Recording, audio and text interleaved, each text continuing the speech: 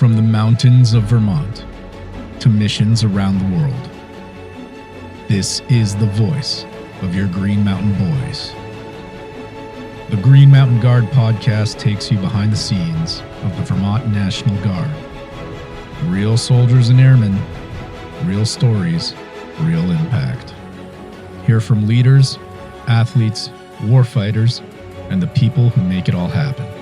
Whether you're in uniform, thinking about serving, or just want to know what drives the Green Mountain Boys, this is your front row seat. The Green Mountain Guard podcast. Listen now wherever you get your podcasts. Any products, services, or brands mentioned are not affiliated with, endorsed by, or sponsored by the Vermont National Guard. All references are for informational purposes only. Hey folks, welcome back to the Green Mountain Guard podcast. I'm joined today with First Lieutenant Derek Laferriere, formerly First Sergeant, I think. That's correct, yes? That is correct. Well, thank you for being here. Super excited to have you on and talk to you a bit about kind of your career, your role, and your recent commission. So really cool stuff going on for you. Do you want to just kind of get us started and tell us like how you joined the Vermont National Guard and where it all began for you? Yeah, I'd love to. Well, thank you for having me on. I joined the Vermont Army National Guard back in 1999, March of. I joined with the detachment, the Mountain Battalion Detachment out of Lindenville, Vermont, back in high school when I was a junior. My original platoon sergeant was Sergeant Major Quick, and so I was a part of that team to start out with. And I joined as an infantryman for about 5 years. Then around 2004, I was looking for full-time opportunities, and I applied for a AGR position in South Burlington for, at the time it was 86 Medical Company, which was the aviation company in South Burlington, Vermont. And I got that position, so I came over as a 42 Alpha. About 3 months, about 6 months, the MTO changed and my position went away.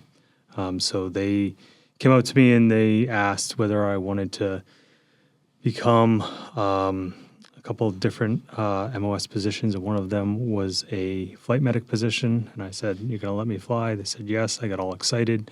So I became a flight medic at that time. Went down to Fort Sam, where I went to flight medic school, or went to medic school, combat medic school, came home, and immediately in January in 2005, immediately went to the flight medic program.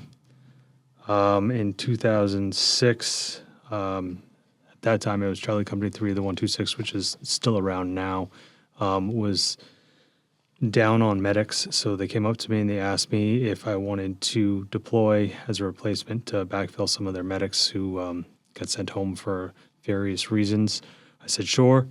So I went over and I deployed with Charlie Company 3 of the 126, and the unit that came in after them, Charlie Company 1 of the 111th from Florida and Georgia, were short on flight medics, and they asked if anyone would stay. And since I was only there for 3 months at that time, I stayed on with them in 2006 and 2007 for the deployment to Iraq. I was in Diwania, Iraq, which is just southeast of Baghdad.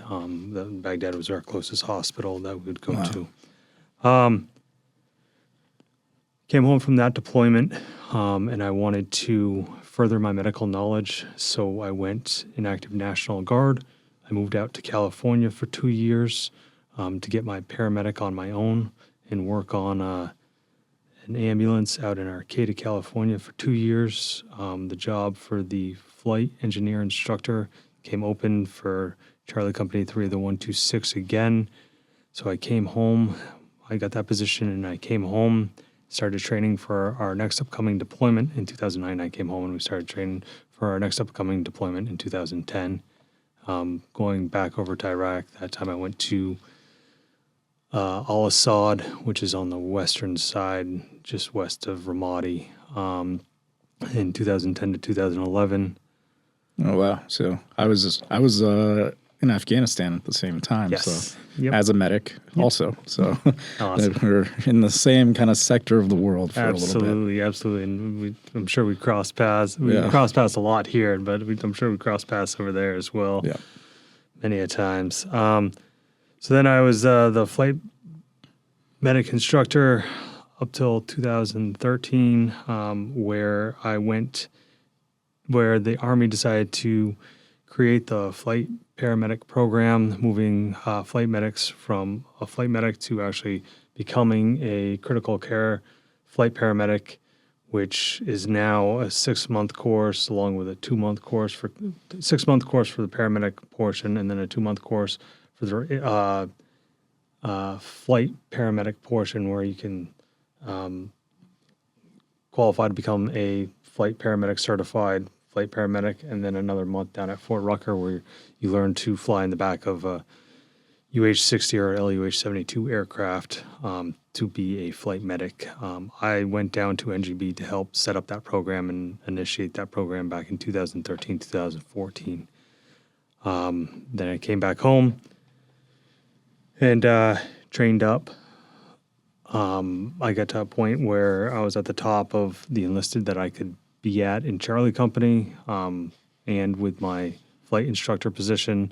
So I was starting to look for other things. I applied to nursing school. I got into nursing school in 2017. And where was that? That was used to be Vermont Technical College in Williston, which I think is Vermont University now. Don't quote me on that one. Okay. I believe that's what it is. I think I remember It's VTech. the state of VTech is what it was, but it's now the state Vermont University that they kind of put them all in. And I went there. It was a 2-year course. Talking about education, I used my GI Bill to go there, and I split my GI Bill in half. And my wife went and got her master's in special education.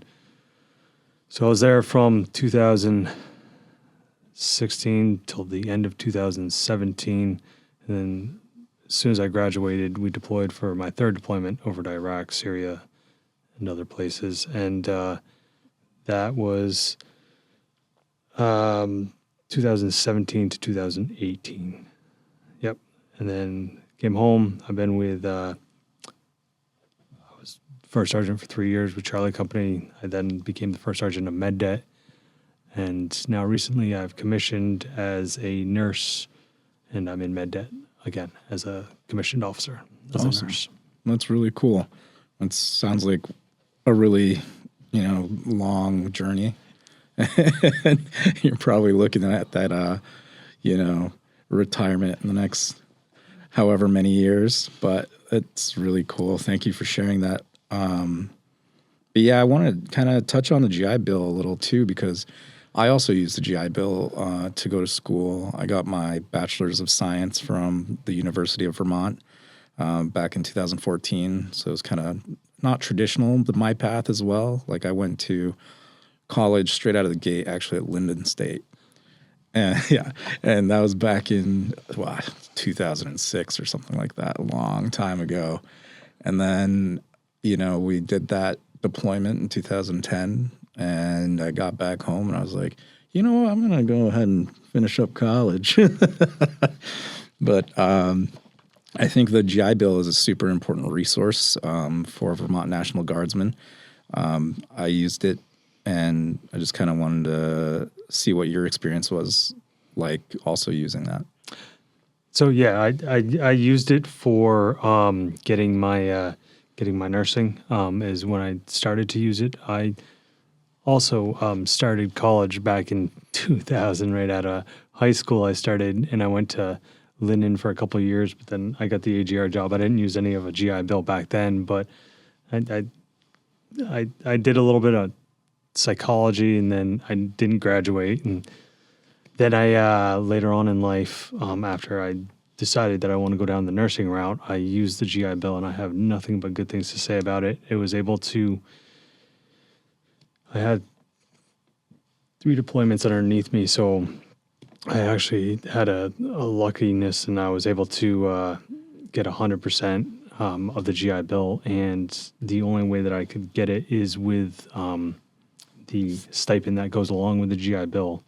So I was already, I was a adult educator at that point, so I had bills and things of that nature that I had to also figure out, and I was able to do that very easily with the GI Bill. So Yeah. it took some math, but when I got it done, it was pretty great. Yeah, that's awesome. I can't like say more positive things about it, you know. Yep. Like it there's no real way I think I wouldn't be in like massive debt if I had gone to UVM without using the GI Bill. I agree with you 100%. And actually, with the federal tuition assistance, so the way that I got my bachelor's is with the federal tuition assistance. I utilized the federal tuition assistance mainly with that. So I had very good experience with that.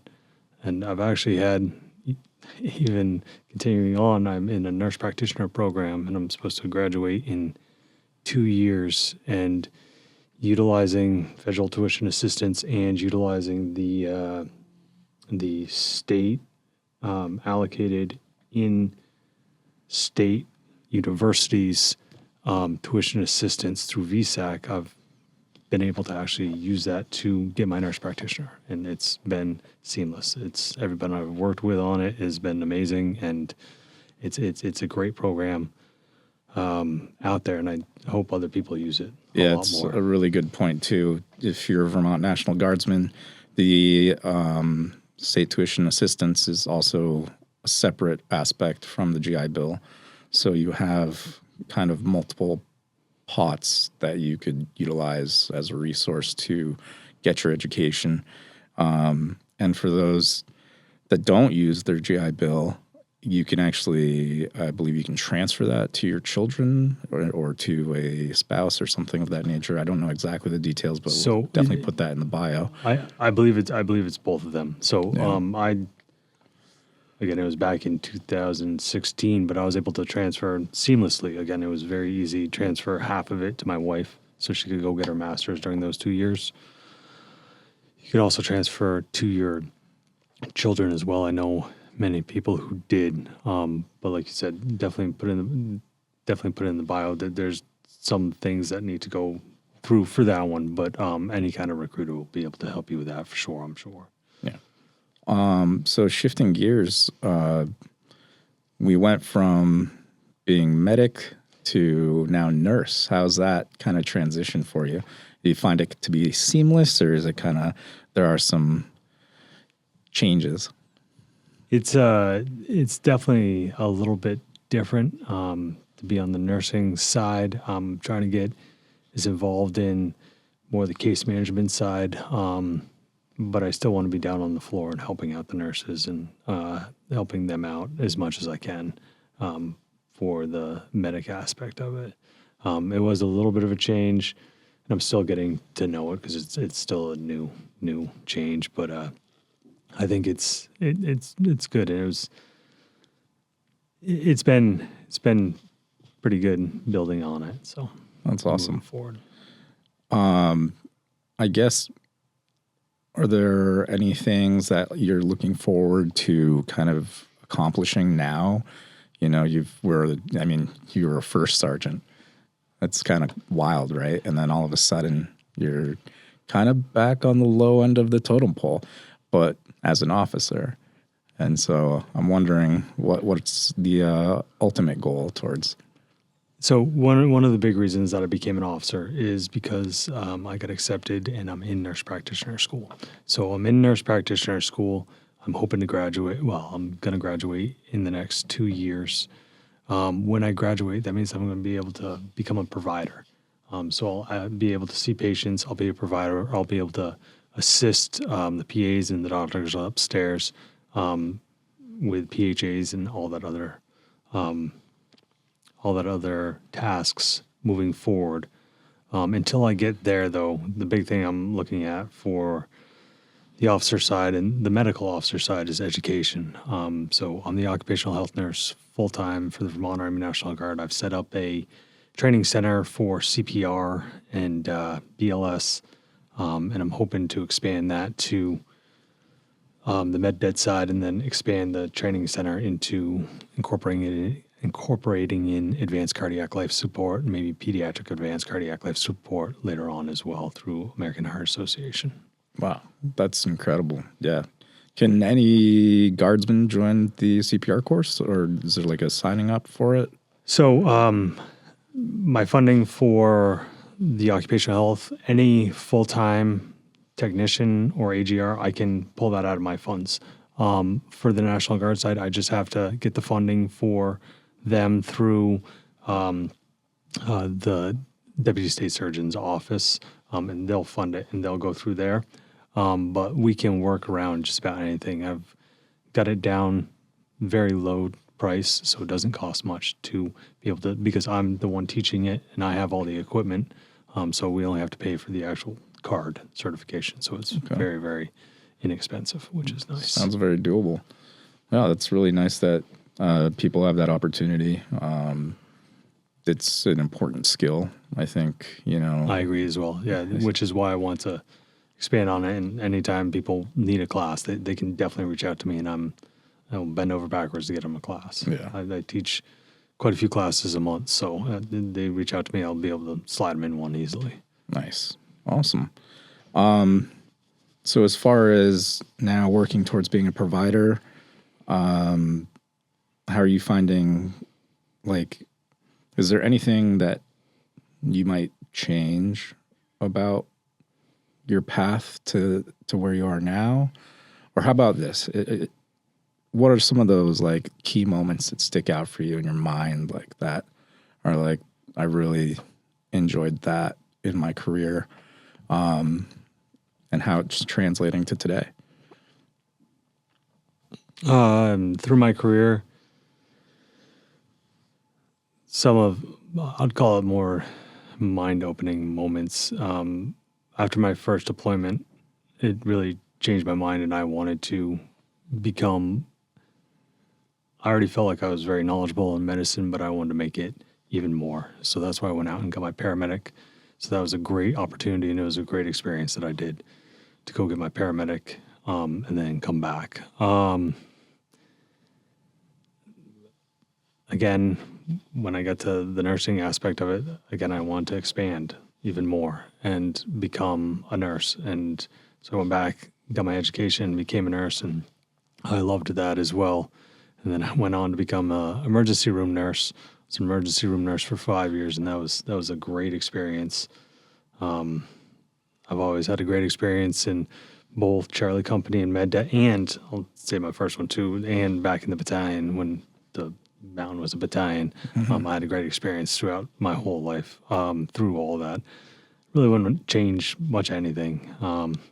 Really wouldn't, actually. I'm pretty happy where I'm at right now. And we're just going to look forward and try and make it better moving forward.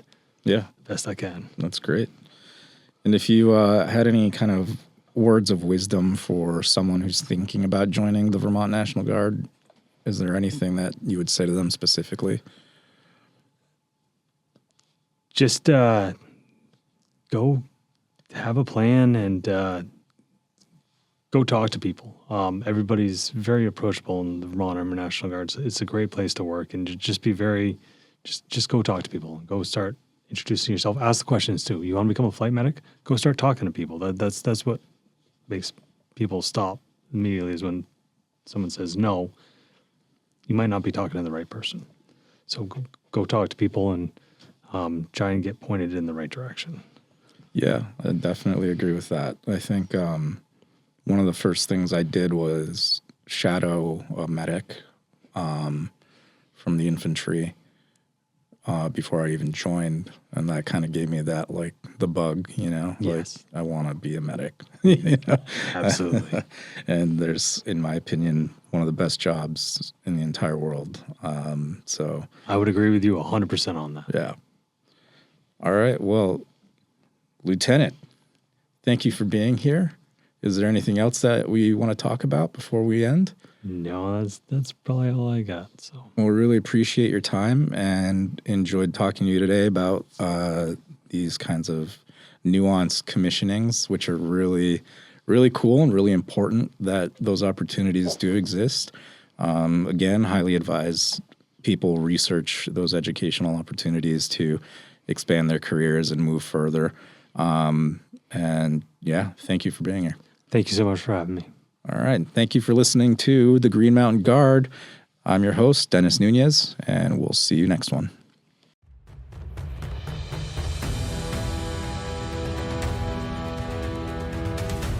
In Vermont, mornings hit different.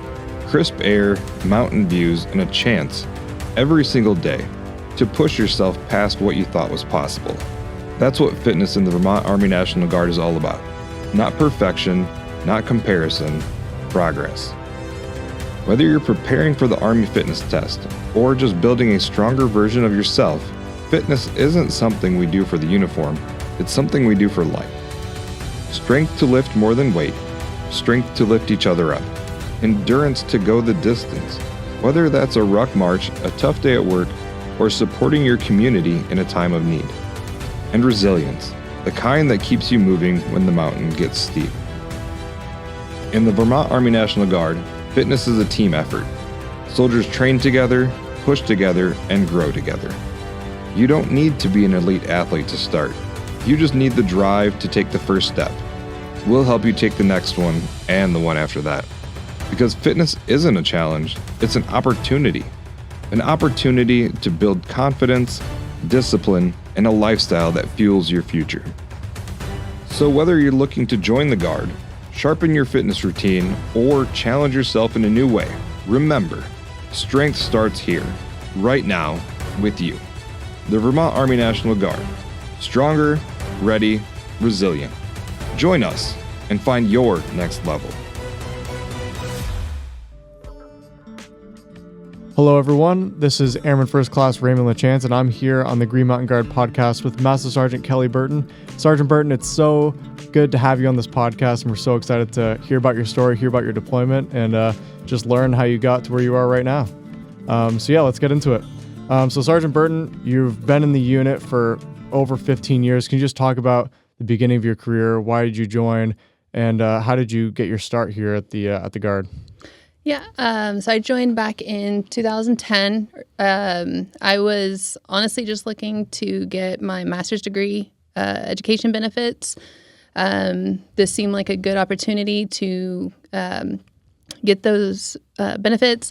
I just moved to Vermont not too long before that and decided to enlist. Took a little bit of time to find the career field that I wanted to go into, and actually met somebody in the finance office out in the civilian world, and they had an opening. So I called my recruiter and decided to go for it. Joined within the next week and went to school the next year. And about a year and a half later, I actually got a full-time position on base as a technician. About a year after that, transitioned into the AGR world and have been AGR since. That's fantastic. And I know you had mentioned you wanted to join for your master's degree. What was your bachelor's degree in, and did that have anything to do with finance? Actually, it did not. I have a double major in psychology and criminal justice that I was looking to pursue further. The finance career opened a lot of doors for me in the short amount of time that I was still a civilian and a drill status guardsman. I had a great opportunity pop up that, they saw the Air Force finance, and wanted me on board right away. So that worked out well. And then becoming full-time on the base with the finance, it does give a lot of opportunity in the civilian world should I go back to that later. So no, it doesn't transfer, but it was a good opportunity. Yeah, I mean, that seems like a pretty common thing. You know, some people go and learn one thing, and then even in the Guard now, I mean, they just do something completely different. Yep. So it's super interesting to hear that you're, one of those people, and now you're in services. Can you just talk about like going from finance? I mean, we were talking offline a little bit that you were in finance for 15 years. Can you just talk about that transition, why you wanted to make that transition and kind of how that was for you? Yeah. So in finance, I'd pretty much spent some time in each section. Finance is divided into a lot of groups and categories. I'd done most of them. I have 2 deployments in finance that also gave me some great experiences. But it's kind of gotten to a point where I'd done about all I could do.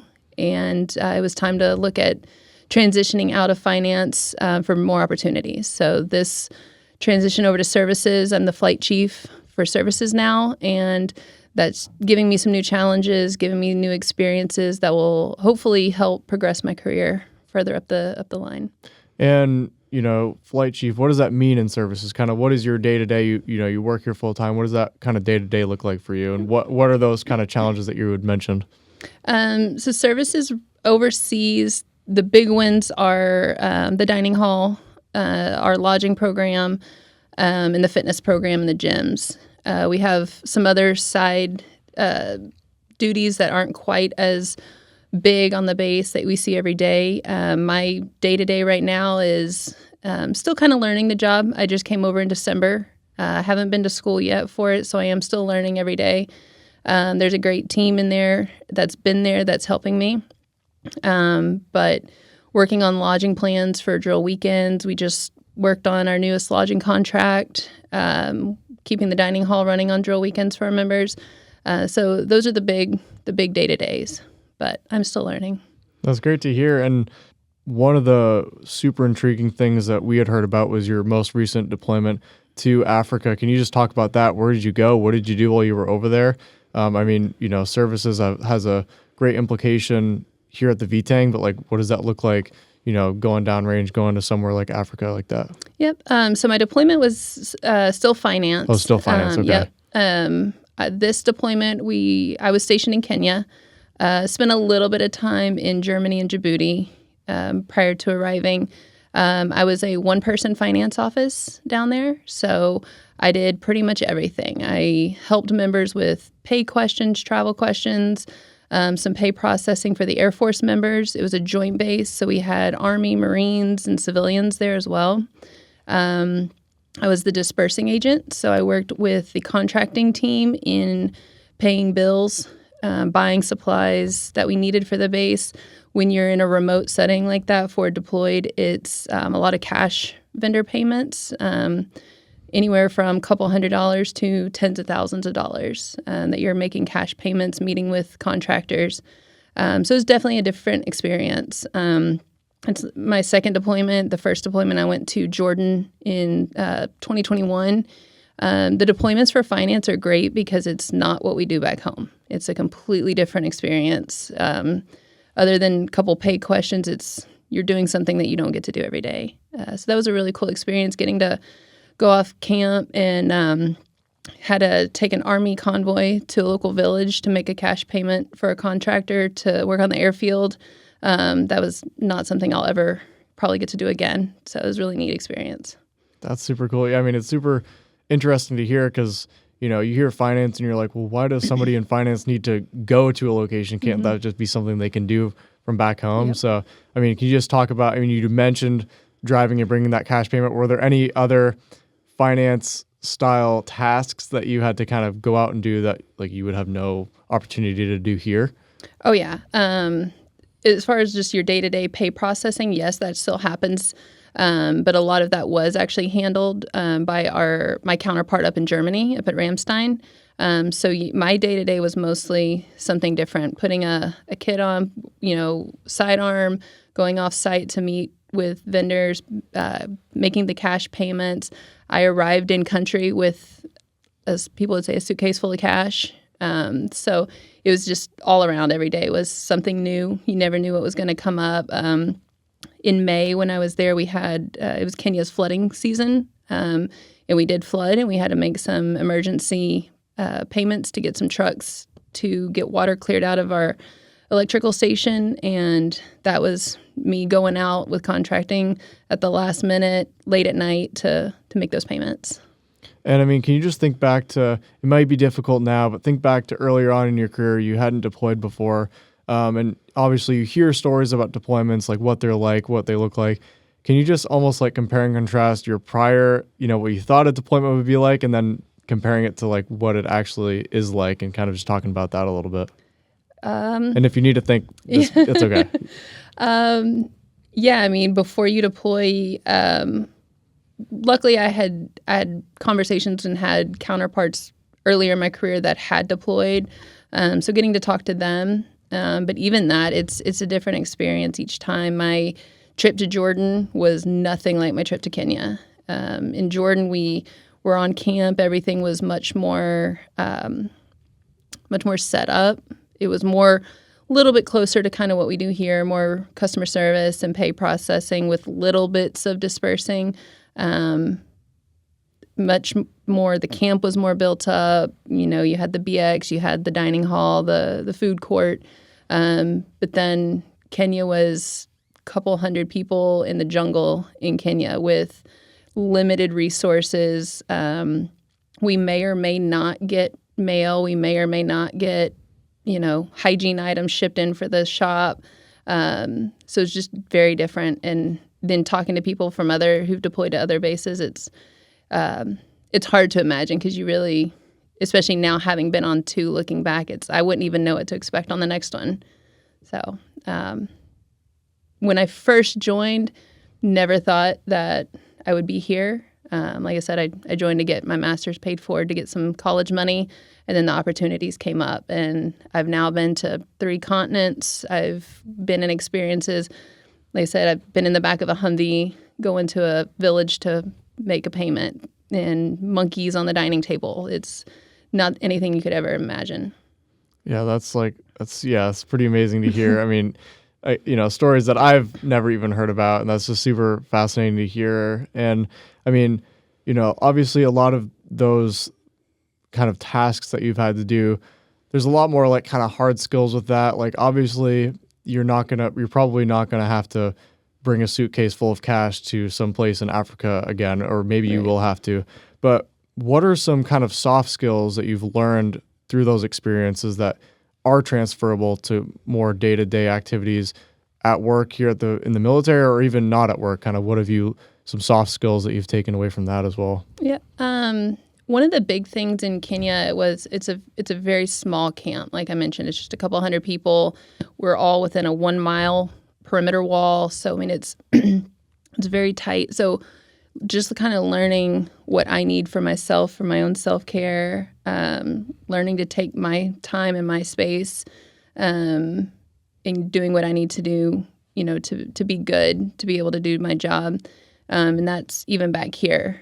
I have a teenage son, plays sports. It's very busy, but still knowing when to take that time for me, to balance my career and balance everything in my life. It's the same over there. It's figuring out those things that you need, and then transitioning back home. When you're over there, I mean, it's your life is work and the gym, and then you come home and come back to those responsibilities and having to flip those switches and get back in gear.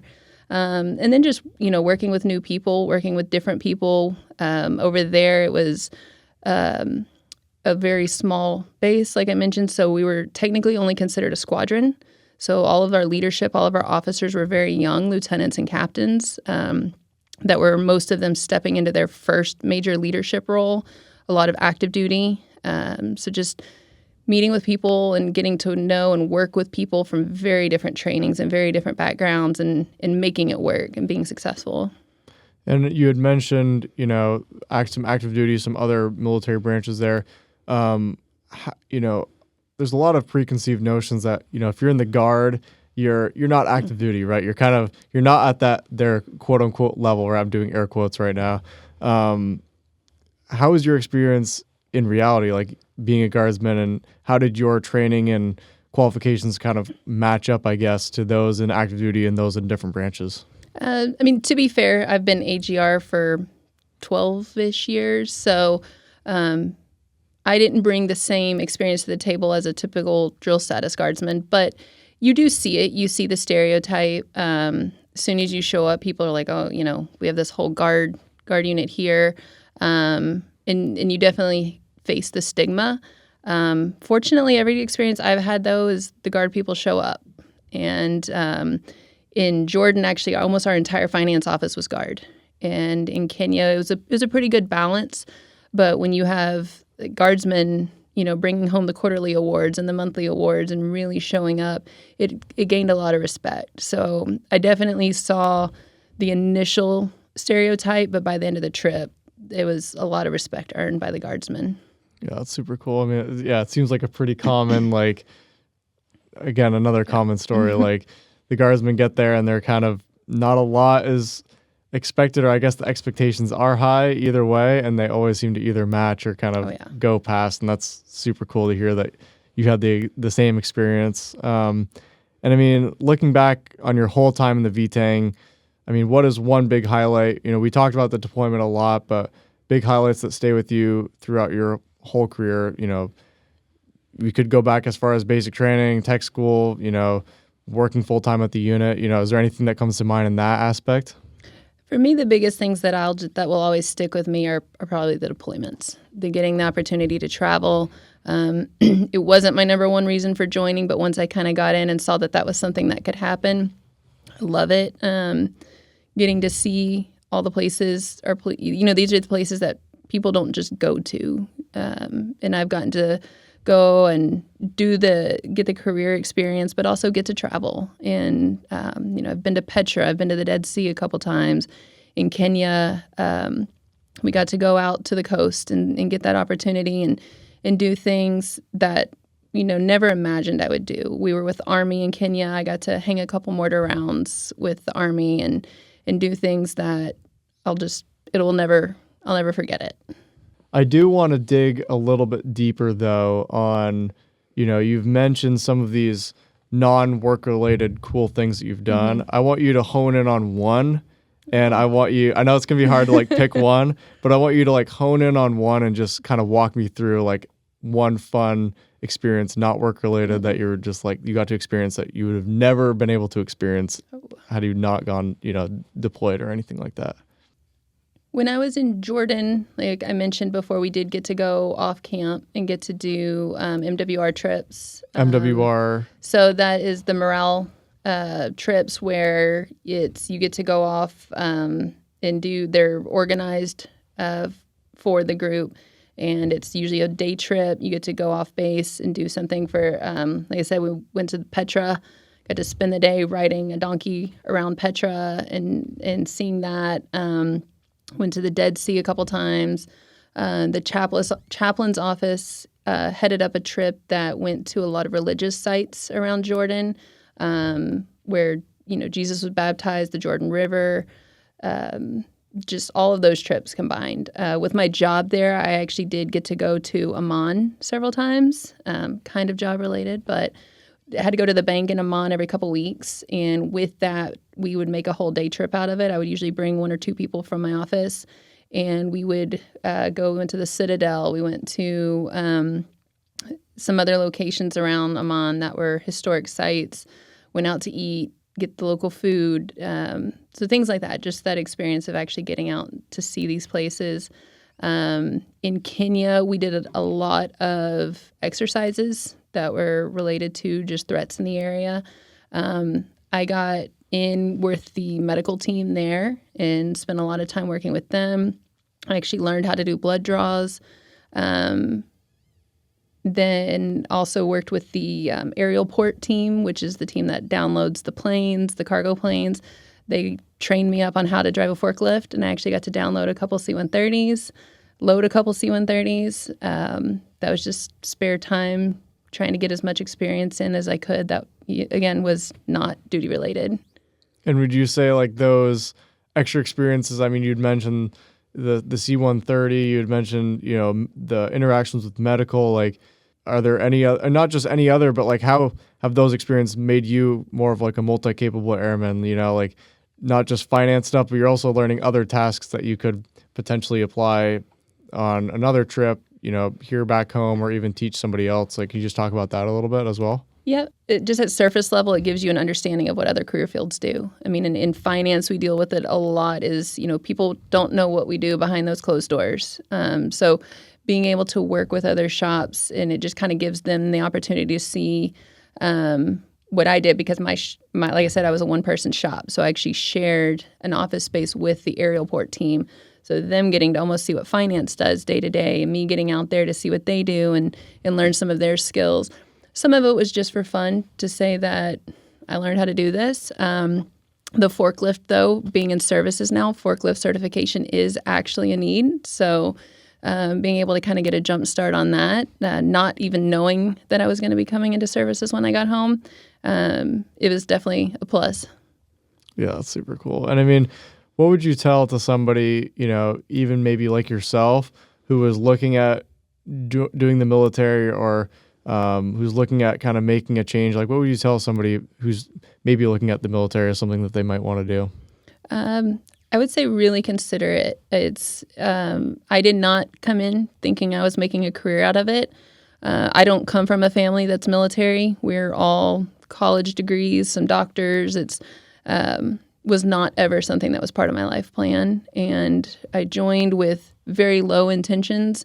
And here I am 15 years later, looking at finishing a career here, getting to travel the world. So just keep an open mind to it. Things change, your goals change. Just don't hold back. Take that step, get out of your comfort zone. You never know what's going to come. You never know what's going to be presented for you.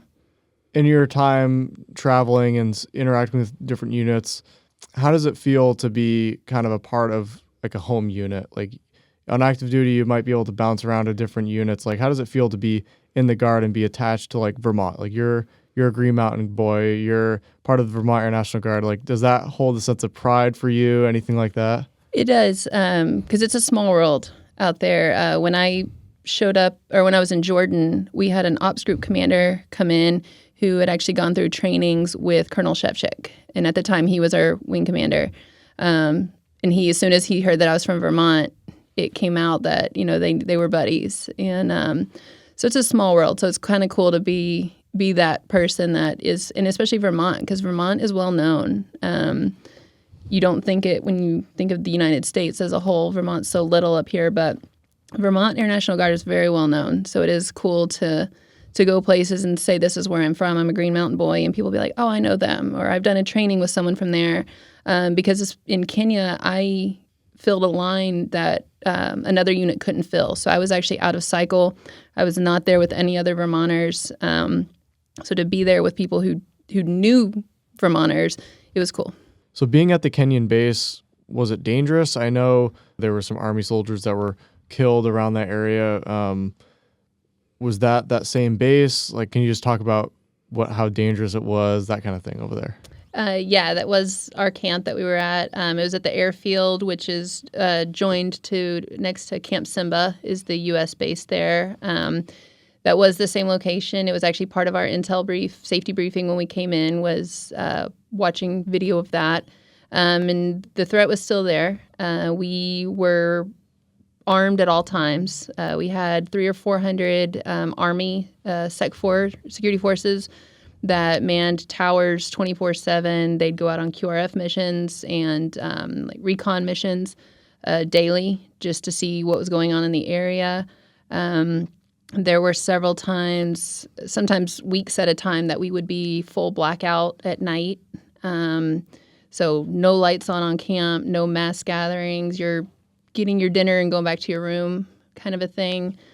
We did carry sidearms at all times on camp. So yeah, the threat was very real. When I had to, at one point we did have to make a very large payment, over $100,000 to a contractor to make some airfield repairs. And normally we would just go to the gate to meet with vendors to make payments, because they were usually just a couple hundred to maybe a couple $1,000s.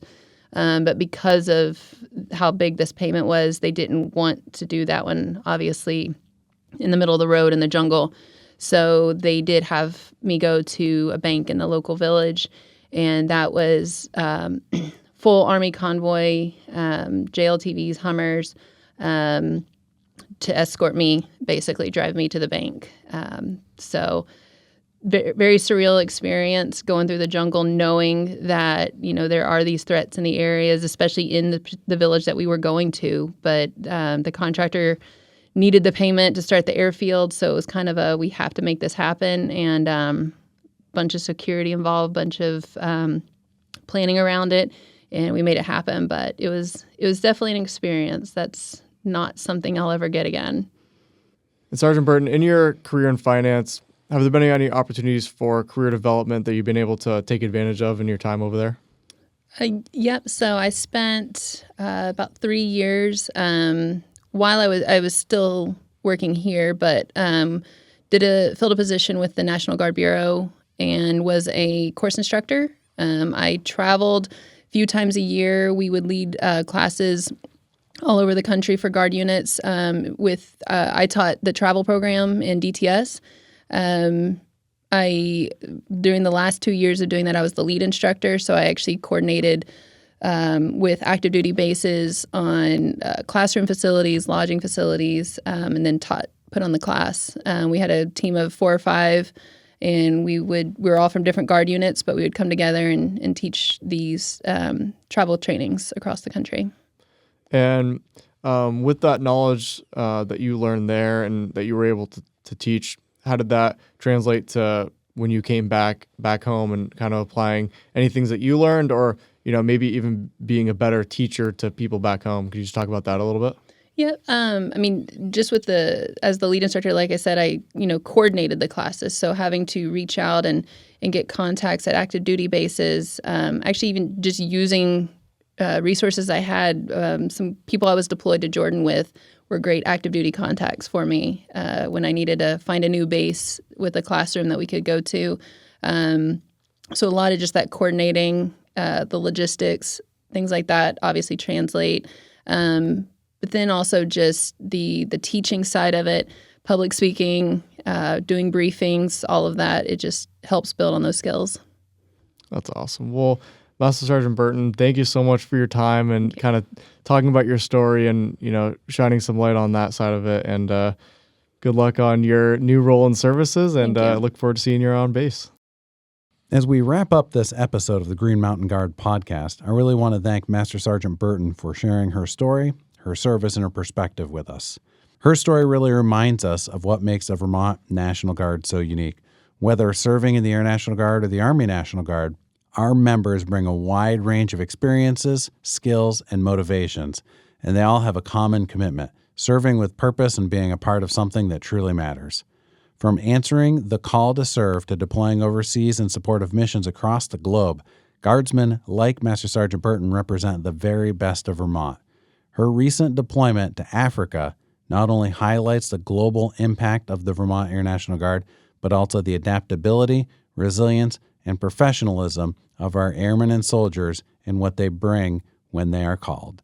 Stories like this and many more from this podcast series gives us a glimpse behind the uniform, into the why behind the service. And for many listeners, they may even spark the first thought about joining, serving, or continuing a legacy of commitment. So to everyone listening, thank you. We appreciate you taking the time to hear these stories and to learn more about the men and women of the Vermont National Guard. And if you're a member of the Vermont National Guard with a story you'd like to share, we'd love to hear from you. Your experiences are what brings this podcast to life, and we're always looking to feature voices from across our Guard in future episodes. I'm Senior Master Sergeant Michael Davis, and thank you for listening. We'll see you next time. The Army and Air physical fitness tests are changing.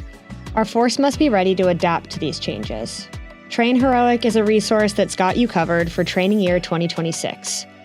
Train Heroic, the mobile fitness app that's free for all soldiers and airmen in the Vermont National Guard, is here to help you meet your health and fitness goals.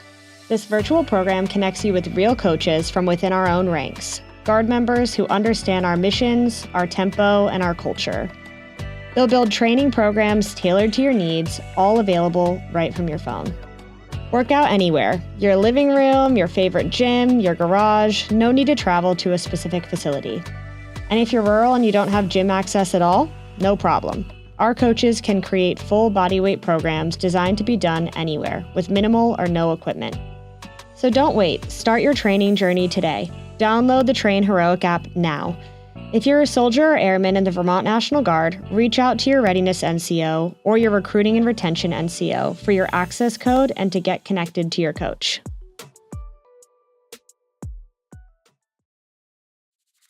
Hey there, I'm Jessie Smith, the State Soldier and Family Readiness Group Leader, here to give you some updates from family programs. First, and most importantly, we have a lot of soldiers and airmen who are on missions right now. If you are family or the support system back here on the home front, please remember to reach out if you need resources or support. This is the time to lean on the military community that we have built. Military families truly define what it is to be resilient, but you don't have to do it alone. If you haven't checked it out yet, the May episode of the Kitchen Spoons and Combat Boots podcast featured the Vermont National Guard Adjutant General, Major General Hank Harder, being interviewed by one of our military kids, Gabby Bior.